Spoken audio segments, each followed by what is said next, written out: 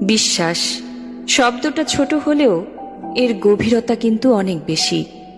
একজন মানুষ যখন কাউকে বিশ্বাস করে তখন সে শুধু কিছু কথা বিশ্বাস করে না, সে নিজের মনটা তুলে দেয় তারই হাতে।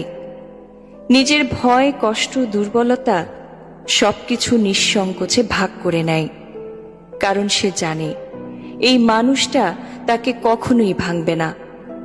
কিন্তু সবচেয়ে ভয়ঙ্কর ব্যাপার হলো বিশ্বাস ভাঙার শব্দ বাহিরে শোনা যায় না, এটা নিঃশব্দে ভেঙে যায় মানুষের ভেতরে।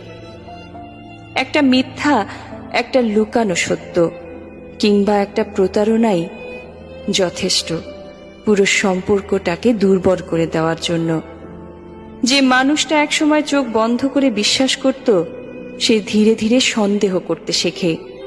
তার হাসির আড়ালে জমে থাকে ভয়।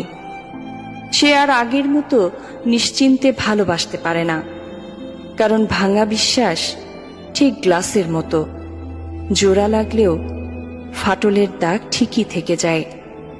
মানুষ ভুলে যেতে পারে, ক্ষমাও করে দিতে পারে, কিন্তু বিশ্বাস হারানোর এই অনুভূতি কখনোই পুরোপুরি মুছে দিতে পারে না।